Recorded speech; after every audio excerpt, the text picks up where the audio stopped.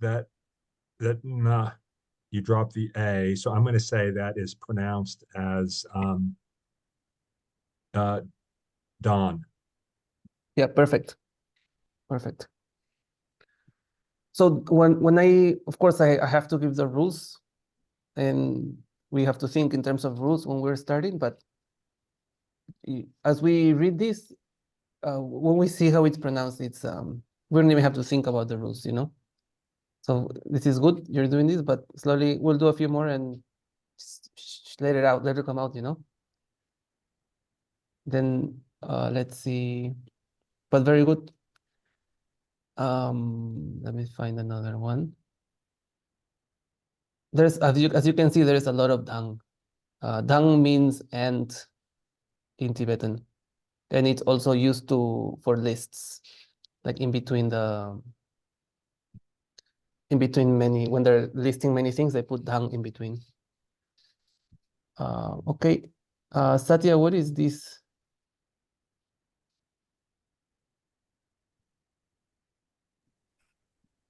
That would be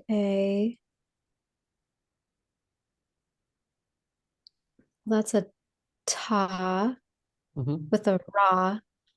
So tara, tara, Tar. tar, Yeah, tar. yeah. Can you roll the R? Yeah, if possible, yes. Okay. Tar. So Tar. it drops the second letter drops the sound. So tar. So when we have two, tara tar. It always drops the second vowel when there's two together. Yeah, before that sek. So this sek is marking the union of these two. They merge and they become something else. Right? So each place there is a sek, there is some kind of metamorphosis happening. The syllables are merging and becoming something else. So when there is only two, the second one drops the so tar. Okay. Okay, very good. Let's see. So can I just ask you a Of course. question? So if you're saying if it's one syllable by itself, then the ah would remain there. Yeah, like this one, for example. If there's two or three, Only two in this case. Three will have another rule which we're going to reach. Actually, we already reached the prefix. We already did prefixes, right? yeah. Yeah, so then out of when there's three, usually the middle one will be the root letter. It's not really, I think it's better to think which one is the root letter. So when there is two, the first one is the root letter. Therefore, it keeps the vowel. Yeah. When there's two, it's easy because there's only two, and the rule is the second one will lose it. When there's three, more than likely the middle one will be the root letter. But we will also cover that rule. For example, here there is three. This one is the root. Do you guys remember? Zant, do you remember what happens when there is a prefix in terms of the pronunciation? You don't pronounce it. Yeah, and how does it affect the? Doesn't affect anything. It's just the spelling. This part of the spelling. Well, but I Actually, believe that the sha is with the tone going down, but with this prefix it will go up. No? yeah, exactly, Okay. exactly, yes. Ah, So it does affect the pronunciation. So without this, if it was just these two, it would be Jen, then Jen. And with this, Zen, it goes Shen, Zen. Shen. It goes high pitch. Ah, So the rule to remember here is that the prefixes and the superscripts, the head letters, such as this one, in this case the sa, they will make the low tone and middle tone go up. okay. Yeah. Noted. Of course, when we are reciting prayers, if we're reciting a text, somehow this is lost, you know, because we say like there's a rhythm. You don't really appreciate that tone so much, but if you're speaking, it's subtle, but it can be appreciated. But in our brain, I think we should remember these rules. So, very, very good. So far, so good. Nadine, what is this one?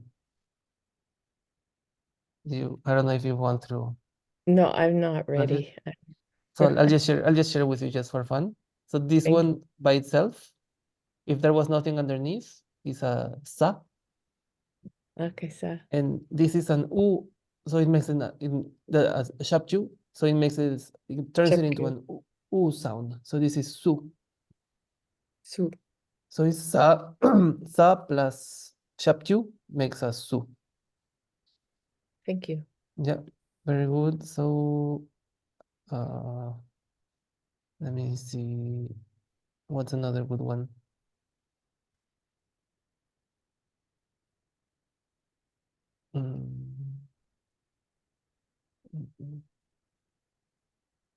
Claire, are you there? Yeah, I'm here. Yeah. What is this one? Ni. Ni. What about this one? Rek. Rek. Very good. Well, Claire is good, huh? Okay. Okay. We have to ask one to James also. Okay. James, what is this one?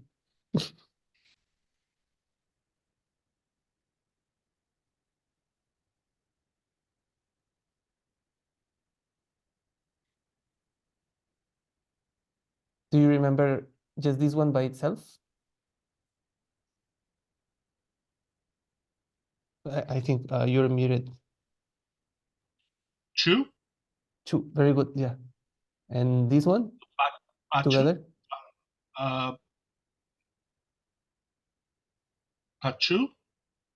It's just two. It's exactly the same, the pronunciation Oh, with is it? or without. Yeah. The reason is the same is because, let me just share this other file. It's because chu is already high pitched, this cha. So when we add a prefix or a head letter, it goes high, but in this case, it's already high. Here is the little chart. So these are the prefixes and these are the head letters. So this is the root. You guys can visualize it in this way. So whenever this is attached or this is attached, it just goes high. But if it's already high, then it cannot go any higher. So that's it. And then last class, I introduced this. I'm just go over this briefly once more because I think this is a pretty straightforward one. So there is 10 suffix letters. Okay. Out of these 10 suffix letters, 6 basically follow the rule that I just mentioned, which when it's attached, it drops the sound. The second one drops the vowel sound. So this is lak. And lakpa means hand. Lakpa. Does anybody remember how to say mouth in Tibetan? It's one letter from our vocabulary. Just one letter by itself. I think I mentioned it once or twice. I remember. What is it? It's ka. Yeah, exactly. Ka, the second letter of the alphabet. So that means mouth. And the way we say food in Tibetan, F-O-O-D, food, it's kalak, basically mouth hand. So lakpa is hand, ka is mouth, and food, you say kalak.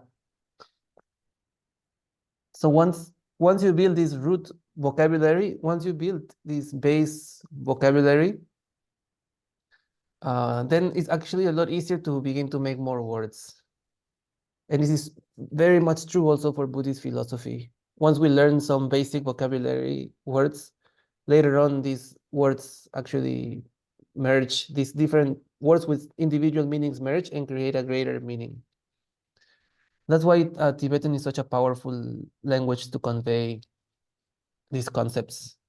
And because other languages, we just cannot translate these sometimes, you know? So this food is one example. I mean, there's so many actually in Tibetan. And then can anybody read this? Maybe you wanna try, Satya?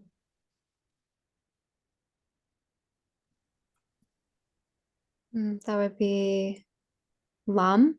Yeah, exactly. So lam means path. Lam in Sanskrit is marga. So lam is like lam rim. Maybe you guys have heard that term. The stages of the path. Lam rim. Okay, very good. So now I will come back to the suffix letters later, but just know that these 6, all they do is drop the vowel sound of the second letter. Okay. And then I wanted to finish these subjoined letters today. I think we did la, is right? Which is basically whenever the rule is just whenever you see a la underneath, it's just la. That's it. No, not so much here, except for this really weird exception, which also is pronounced nda, or sometimes nda, well, with a prenasal. Is that clear so far? Yeah. Okay. So we will do the yataks now. When the ya is attached, it becomes this little hook looking thing here in the bottom. So this is yeah, attached to the ka. We say yatak. Ya, tak means to attach. So And just so I understand, so that Mhm. character actually changes, you're saying. It becomes a different shape. In this case, yes, some of them change. Ka changes. I'm sorry, ya. In this case, ya changes. Like remember also for the ra on the top, the ra head letter also, it was cut in half, like this. For example, la and sa stay the same, but in the case of ra, we cut it in half and then we paste it on the top, and then the letter shrinks a little bit also. So for ya also it becomes this shape. And then what happens when we pronounce this? It's basically when subjoined letter becomes a high pitched ya. It's added in between the consonant and the vowel. So the sound of the ya comes in between. For example, ka will become kya. And this is pronounced kya. Like this, sakya. So this is sakya, like the school of one of the 4 main schools of Tibetan Buddhism.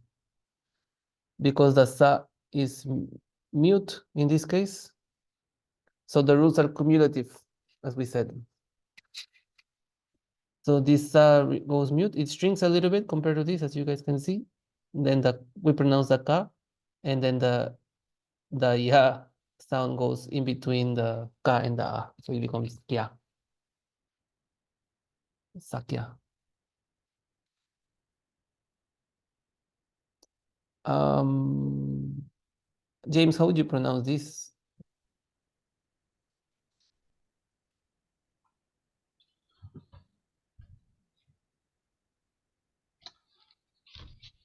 So isn't it almost the same? Let's see. So is that Lika? Me. Oh, that's right. That's Ma. Mhm. Mika. Is Uh, that mi- Mika? Mikia. Yeah, Mikia. Mikia, exactly. Because there's three. That's like three letters, right? Yeah, on Top of here. each So exactly. So in this case, there is the K is the root letter, and there is something from the top and from the bottom. So it's like a sandwich. The Sa, as we said, the rule is it goes high pitch, but this is already high pitch, so then it doesn't do anything. And in the bottom, that Yatak, it just becomes pasted between the Ka and the A. Yeah.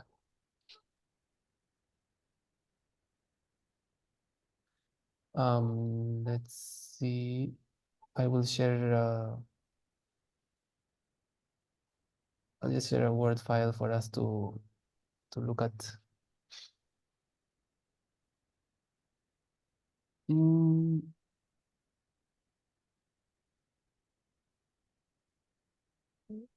so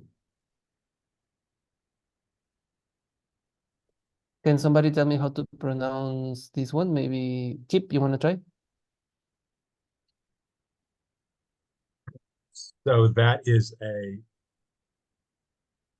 so it's ga. So the root is ga, Mm-hmm. and then it's and so this is the and so but that is the ya sound, but then the accent is uh that's a shakyu, which is a u. Yes. So I'll say it's gu, guya. Actually, so the ya goes in between the consonant and the vowel. So the ya Oh, goes in between. so it's guyo. So the u would be the last sound, and the g, the ga sound, would be the first one. So you have to stick the ya in between. So I was trying to do. So it's Yeah, yeah, guya. Oh, exactly. Oh, okay, almost. It would be this gyur. okay. So if there was no yatak, it would be this gur, right? But with So the I yatak, see. we stick Yeah. it in between the ga and the u sound. Gyur. Okay. This word is all over the place in the. You can see it's here. Gyurchik. This is our foreign measurable prayer, by the way.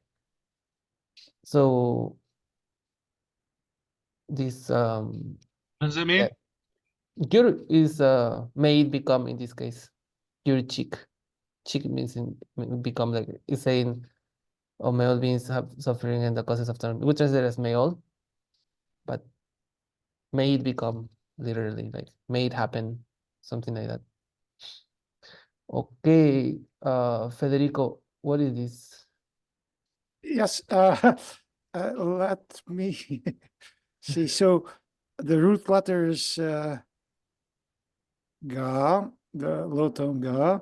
Then we have gya, but we have R on top, so maybe it's high tone gya. And we have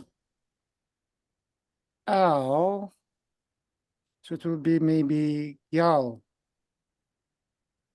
not sure. Gyal, yeah, gyal, Gyal, gyal, yeah, yeah. gyal, yeah, good, very good. So ga, like I said, if there was no head letter, it would be gyal. because its Yeah, letter is low tone. gyal. Gyal, Gyal. like a normal, almost like gyal. Yatak, and gyal means victory if it was a verb. If it's a noun, it means, I mean, if it is a po, gyal po means king, but in this case, it's gyalwa, which means victorious one, or is an epithet of the Buddha. Oh, Yeah, so this is gyal. By the way, Tibetan has this way to transform nouns into like abstract nouns in a way. For example, gyalpo, if there is a po, gyal means victory, literally by itself. Gyal is victory. So if there is a po, is the one who is victor. So it means the king. The king is the one who is okay, victorious over okay. everyone. So we say gyalpo. Uh-huh. But By if the we way- have, yeah, go ahead. No, please, I was going to ask something unrelated, so please finish whatever you were thinking to Mm. say. Sure. So the Gyalpo is the king because the king is the victorious over the land. But Gyalwa is an epithet of the Buddha because Gyalwa is more like the essence of all victories. It's like a Oh, more like all pervasive victories because the Buddha is victorious over all the afflictions and over everything. So the Gyal is always the same, but if it's a Po, it's a king. If it's a Gyalwa, it's the victorious one, and it means the Buddha.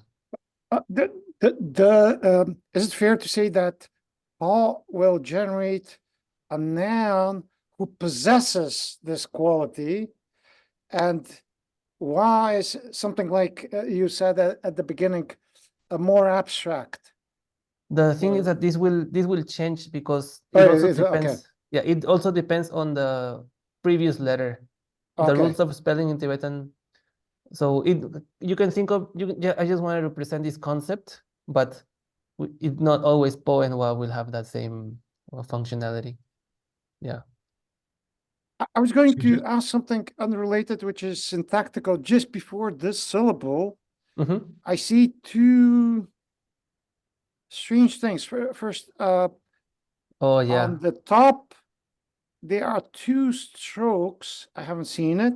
And on the right, there's a line circle. I would guess it has something to do because I've seen those symbols when a Sanskrit mantra is transcribed. So Mhm. maybe it's for Sanskrit letters that I haven't studied yet. Yeah, actually these two lines is from Sanskrit. It's from Sanskrit and it would be read as I is the union of A. Mhm. Actually the A sound is considered to be the union of A and E. Yeah. So this would be I. And Okay. then This is mhm. Mhm. And This is then exactly how it's taught in Sanskrit. The combination AI is called ready of E. So it's like an augmented form of E. yeah, exactly. So it's the union of these sounds make the A sound. That's why in Yeah. Sanskrit there's only one long A. You never find a short A. And the Uh, circles, how about the circles? The two the cir- circles with the line. So these circles are just saying that is the end of something like Oh, I here. see. Okay. For Okay. example, this is the 7-9 prayer of Guru Rinpoche, and it's just at the end. Oh, Not to okay. be confused with these two, like for example, these two that don't have a line in between. Oh, And those are aha, like in Sanskrit you would say namaha, aha. So it's aha, like a little Visarga. It's called Visarga. visarga, yeah, exactly, Yeah, visarga. yeah, Yeah, so that's the visarga with there is no dots, but with dots yeah, yeah. is like here you can see it's just the end of a section. In usually in verses or in sadhanas we will see it normally, but I don't think this is native Tibetan. This, or perhaps because, for example, the 7-9 prayer. But this marks the end anyhow. I don't know where it comes Okay, from, but okay, just know this okay. marks the end. Like here, actually, there is both. This marks the end, and this is a Mhm. visarga. Hmm. Yeah. Well, sorry you- for can you- asking. Yep. No, it's good. Oh, go Please ahead. ask. No, good. Ask away. Yeah. Uh, sorry, Kip, I would just quickly ask, and yeah, there's also a circle on the top in the third and fourth bigger. I mean, just before the end, right? This one? Yeah, this one at the top. Yeah. There's a circle. So, is it like the Sanskrit nasal? Mhm. Anuswara, Yeah. it's called. Okay, okay. Yeah, actually, right, these are Sanskrit. okay. This is D D D. This is Manjushri syllable that we chant D D D D D D D D D. Oh, okay, And okay, this is got it. ring ring ring ring ring ring. This is Saraswati syllable. Yeah, Yeah. cool. So actually, this cool. is a blessing of speech prayer. Yeah, So in the end, you accumulate some of Manjushri, and then you accumulate some of Saraswati too, which is the male and the female. I ordered like a New Year's present and to write a Saraswati statue, and Oh, now very we'll nice. know how it's in Tibetan. Yeah, the yeah, very nice. Saraswati Yeah. thing. Saraswati, her name in Tibetan is Yang Chen, by the way. Oh, okay. Yang means melody. Beautiful. Yeah, Yang Chen. Go ahead. I'm good. Actually, I resolved it. I'm good. Okay, good. Yeah, sorry, Cap. No, it's you're great. Those are great questions. I was puzzled by all that too. Thank you. So, Zand, how you pronounce this?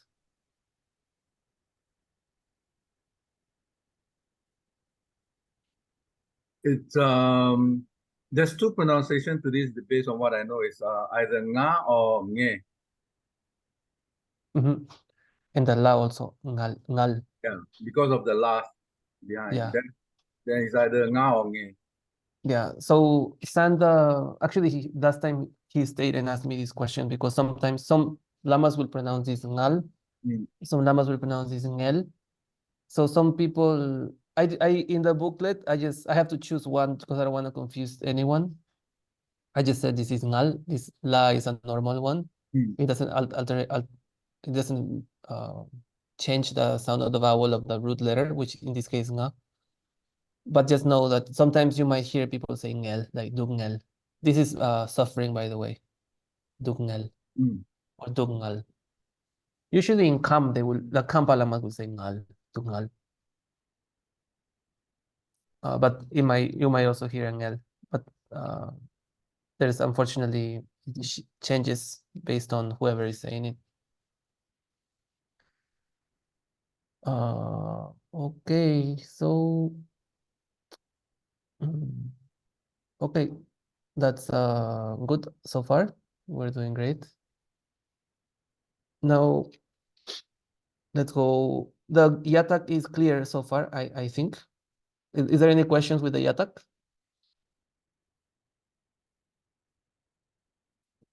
No, good. Then there is a kind of a little bit of a weird exception with the yatak. Whenever the ya is attached to any of these 4 rows, the sound becomes that of the second row. So basically, this pa yatak, the sound would be cha. Pa yatak, the sound is cha. Bha yatak, the sound is ja. Ma yatak, the sound is ya. So yeah, this is a little bit of a weird rule. That's also another why reason it's useful to memorize the chart. Maybe you guys can see it here. So just remember whenever on this row, on the 4th row, whenever there is a yatak, you basically pronounce it as if it was the second row, the one that matches. This one becomes this one, this one, this one, this one, this one, and this one, this one. Can you explain again what the term yatuk, that's when the ya is, that's when so when a ya appears in the suffix position, that, and then takes a new shape, that is called that thing is called a yatak. When the ya appears in not in the suffix, when it appears as a um, Yes, a subjoint, yeah. subscribed. It's just tak just means attached to. So this is the way we would spell it out loud. For example, this would be sa, katak, ka, yatak, kya. Tak, it just means you're putting it underneath. I just want you guys to know that this exists for spelling purposes. I think I mentioned this before. So it's just how you would spell it out loud, like C-A-T, cat, D-O-G, dog. So in Tibetan, they say kaya tak kya. And that's because many words have the same sound, but different meanings and different spellings. So sometimes when you're talking to someone, especially if you're debating, you need to tell them the spelling so you guys have the understanding of what you're talking about. Is there any questions about this yatak on the fourth row? Is that clear? Yeah. So, Claire, how would you pronounce this?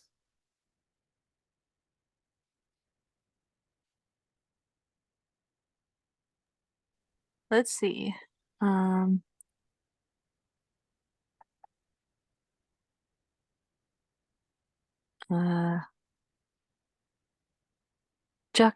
Jakjen. No.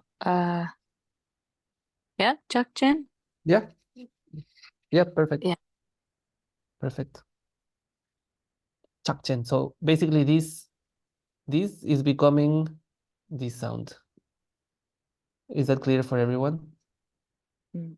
That's why this is called chakchen. Because the rule is if there is a yatak on the second, then it becomes this sound. So it's pronounced chakchen, which is itself a contraction of chakya chempo. So basically, in Tibetan, they like to shrink words. So they take the first and the third, because this is actually a word. Chakya is one word. Chempo is one word. So sometimes you will hear Chakya Chempo. Sometimes you'll hear Chakchen. For example, there is this very famous prayer by the third Karmapa. It's called the Chakchen Munlam, called the aspiration of Mahamudra. Chakchen Munlam. Or in the teachings, sometimes in the teachings with Lama Karma, he says that his guru was, I think he says, Chaktok Nelger. Chak Chakya and Tokchen, Chakchen and Tokchen. So they take the Chak and the Tok. So that means it's Mahamudra and Tokchen. So is that clear? Yeah.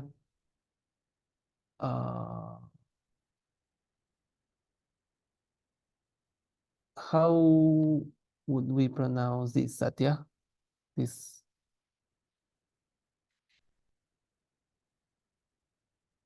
Oh, I forgot. I didn't tell you this. This doesn't affect the sound, okay? I'll cover this rule after, I guess. I forgot. I shouldn't have put this here now that I realize.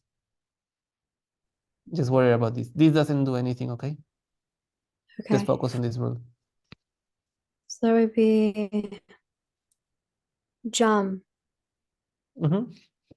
Yeah, a little bit lower jam because it's there's nothing on the top, So it literally is just this jam. Jam. And the second one, second syllable. That would be pa. Yeah. Together. Jampa. Yeah. Champa. Exactly. So Jampa. Champa is love, loving kindness, one of the four immeasurables. And it's also the name of Maitreya. Actually, Maitri means loving kindness in Sanskrit. So Maitreya is the next Buddha, the Buddha of the future. And Jampa is his Tibetan name, and it also means love. Very good. Since we touched this, I guess I should tell you that this sa secondary suffix doesn't do anything. There's only one secondary suffix, and it doesn't affect the any of the anything actually. So knowing that, how would you pronounce this, James?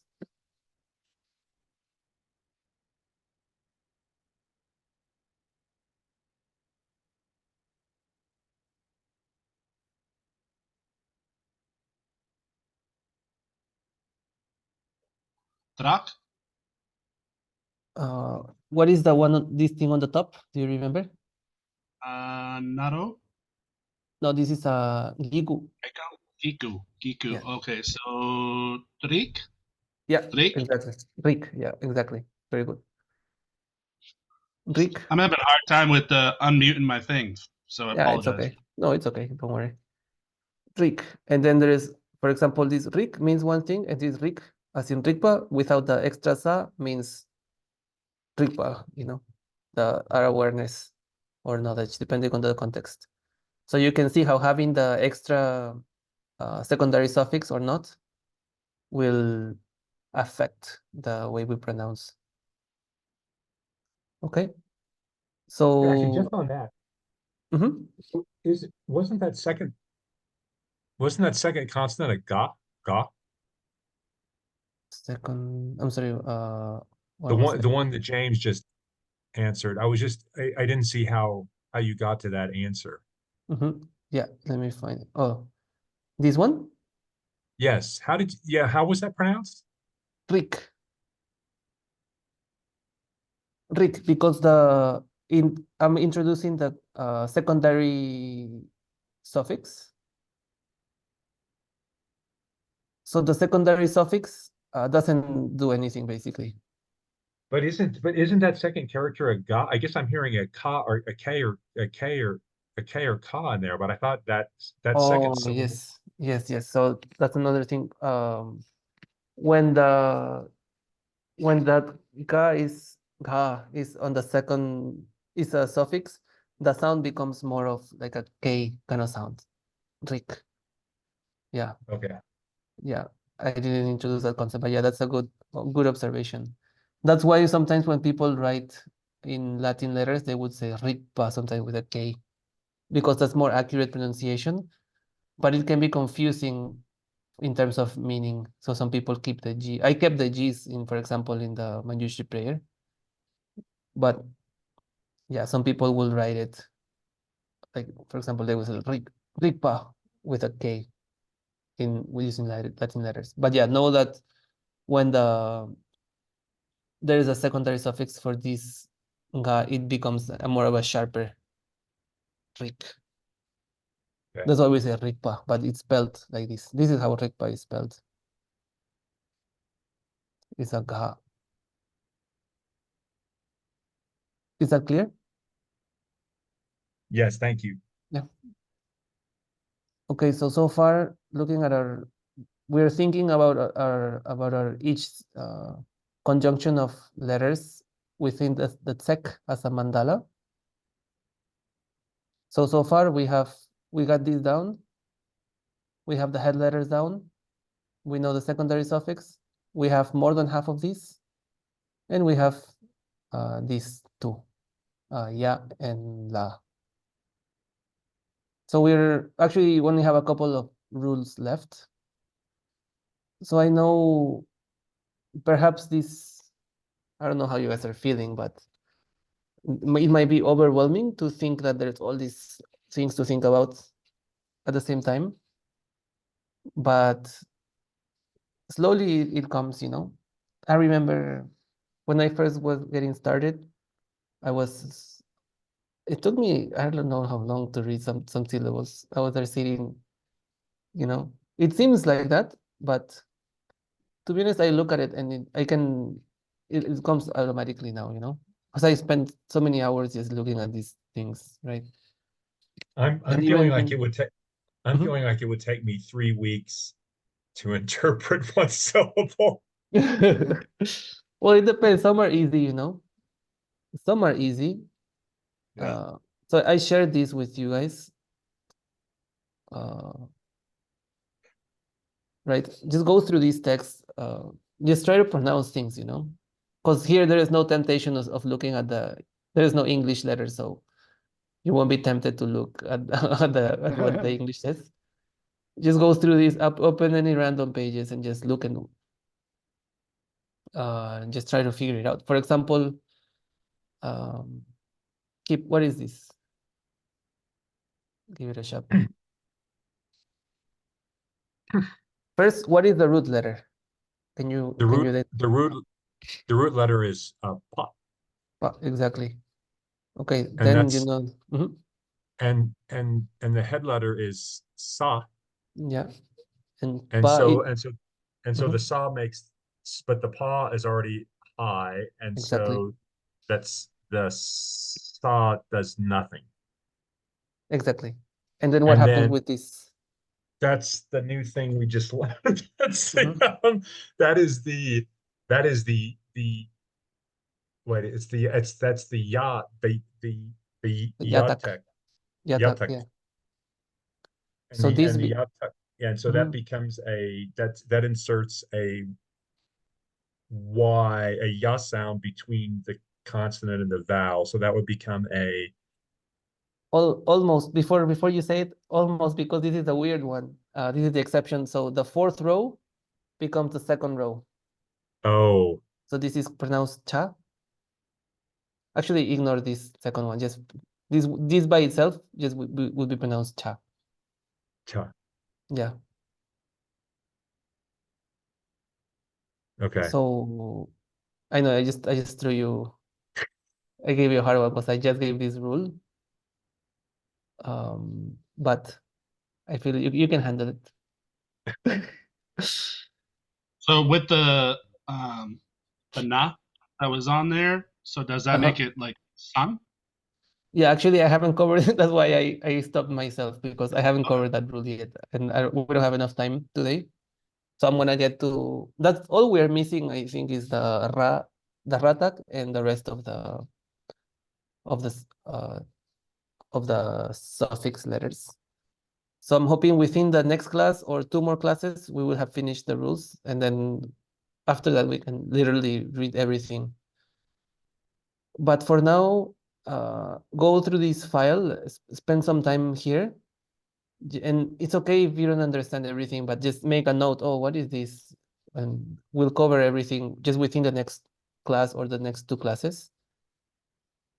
Yeah, just look at it, look how the combinations are, because I mean we can be exhaustive. I shared that file with you guys where with all the rules, right? I think on WhatsApp maybe, where all the rules are, and like it's really I find it really complicated, you know, all the combinations of yeah, we can take that approach, but I feel that personally I didn't do that when I was learning. I literally just jumped in the pool and I started to read, and I developed some sense of familiarity. Like if you misspell a word in English when you're writing English, you feel like doesn't look right, you know. Even though English is like such a weird language to spell because you don't pronounce anything the way it is. I mean, in Tibetan, at least you can pronounce, you know. So it's the same in English. I mean, in Tibetan also there's this thing because you don't, there's half the letters you don't pronounce. So, but still, even though I'm not pronouncing the letters, they still look weird to me. There is some intuitively that I know there is something wrong, you know, just because I read. And also something else I did is I was going. I mean, maybe this is more difficult for you guys in US or in Europe, but I was going to a lot of pujas and sitting with the monks, and I would read with them along in the puja, you know, I would bring my text and read along. But these guys read so fast, you know, it's like lightning speed. Poor Clarice having Asian, Clarice in Asian time still, I guess, some jet lag. Yeah, you get right now. Okay, so are there any questions, guys? We have a couple more minutes left. Are there any questions about anything we covered so far?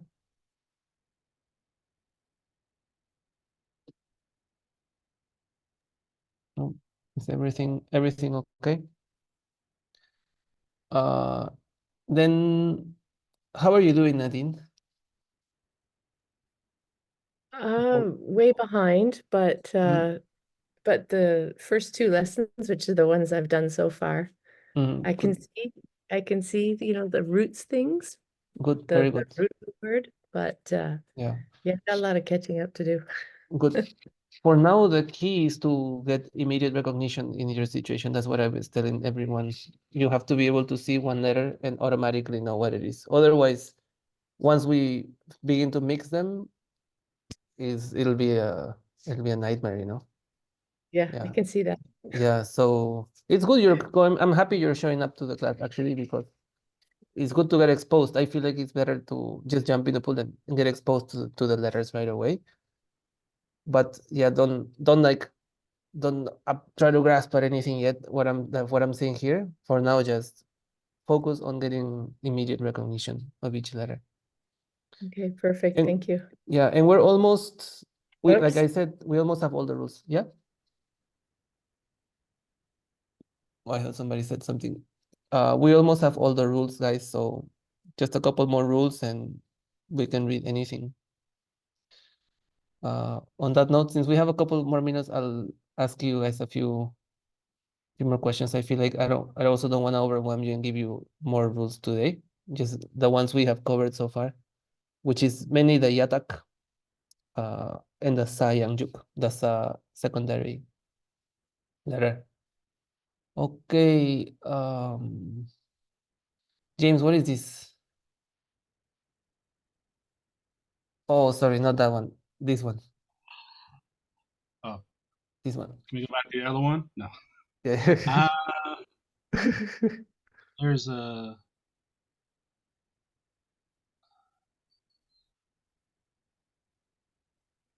ka? K? Kai? So what is the root? Ka? Yeah, Or ga, ka? ga, ga. Um, yeah. So Ga? what is on the top here? Tra? Ra. Yeah. So what does this do to the pronunciation? Just if it was only these two, what is happening? I forget. It turns it into a high pitch. Yeah. Okay. So the thing to memorize is all the prefixes and all the head letters. All they do is they just turn it into a high pitch. Just that's So that's that that's would the be thing to tra? memorize. Like tra? This would Or be by itself. So this is not pronounced actually. So it's just right. ga, ga, Ga. ga, and then the yatak turns it into a gya, Kya. gya, yeah. So this is gya. So gya means huge, vast, yeah, expansive, gya.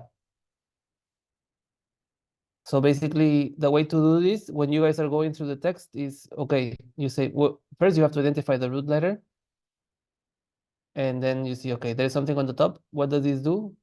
Because this is on the third column, then it makes it go high or like just like a normal G sound, ga. And then there's a yatak. So what the yatak does is it goes in between the consonant and the vowel. So then this is gya, gya. So we have to go, for now, we have to go through this process of breaking it into parts slowly.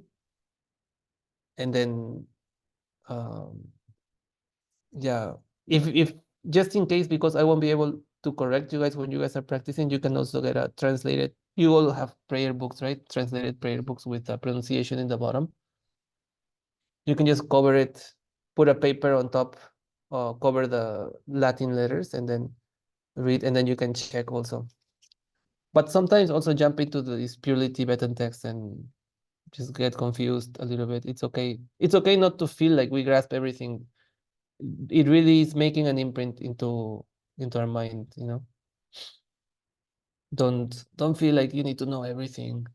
That's why actually I like Nadine is here, because of course, imagine like showing up here when you haven't memorized the alphabet, you know. I also would be so confused, but still there is a lot of benefit, you know, in just being exposed. So keep what is this? So that's law. That's a law and a a ta and ra. So I'll say that's a law. Actually, this is ma. Oh, sorry. Yeah. Yeah. So that's a ma, a ta, and a ra. Mm-hmm. So but then yeah. So then I have to sort of mentally think, oh well, is that ma a prefix, or is the ra a suffix? And I'm not there yet, but I can see those three Actually, both are sort of. correct. Both are correct. Okay. This is the prefix and this is the suffix. Exactly. Okay. Yeah, it's good. So the ma makes the ta go high, but the ta is in the second column and it's already high. So the first ma doesn't do anything for the sound. Mm-hmm. And the suffix is tra, and I've forgotten what that suffix does. The suffix you just drop the vowel. Oh, That's it. Yeah. so it's ta. So it's just pronounced th, ta, Tar. Tar. ta, ta. Because you drop the vowel of the suffix of the Oh, suffix letter. okay. Oh, I see. So okay, Tar. got it. Mm-hmm. Yeah. I see. But that's good. I like that you go through the process, you know. That's the way to go for now. Like you have to think, oh, what is this? Is this on the top? Is this on the bottom? We have to do this so many times that it just becomes automatic. Same with the, like I was saying before, getting the immediate recognition of each letter. Now our goal is to get the immediate recognition of the rules. Can you see, explain actually on just Mhm. on that again with Yeah. the ra with the suffix? Mhm. I thought that rule about dropping the vowel, I thought that was only when there were two letters between the texts, but that's a three-letter combo. So what is the rule again under which that suffix leads to the dropping of the vowel? When it's a suffix, basically. Okay. Yeah. Suffix just means that it's after the root. Okay. Yeah. So for example, try this one out. Try it out, keep this one. So that's the first letter is a ga, and then that's a saw with a that is the shakyu, which is an u, Mhm. and so that sha becomes a su, Mhm. and then the suffix is a ma. Mhm. So how would you And, pronounce? and so the prefix, so the prefix makes the sa high, so it's a sa, so it's a su, so it's a su, a sum. Sum. Perfect. Perfect. Sum. Sum. Very good. So sum means three, by the way. Number three, sum. Okay. Very good. That was very good. Yeah, so you got it. It's just whenever the suffix, that's when it drops a vowel. So it doesn't have to be,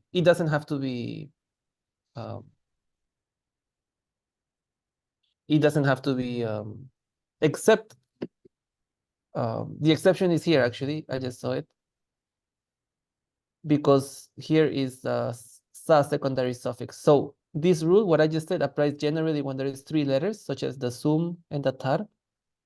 But if I try to pronounce this one, first of all, the vowel marker is already telling me something else is happening here, even though there's 3.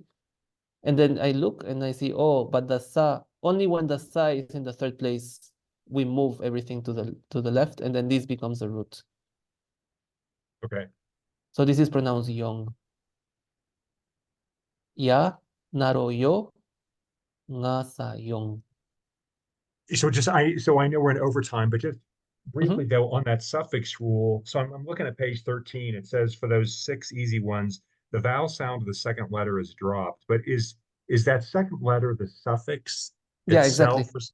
Okay, for some Actually, reason I thought the second letter was the no, actually, you're right. was I'm gonna change that wording. Thank you for pointing it out. I should have written suffix, not second letter. okay. That's my mistake. Actually, I'm gonna fix it on our newest edition coming up on soon. Okay, on our next Thank you. class. Okay, guys. So Thank we've you. gone a little bit over time. I'm sorry. But I'm gonna stay. If you guys have any questions, I'm gonna stay. But I'm gonna end the recording, and then I will say the dedication prayer also. Just 1 second. Let me finish this recording.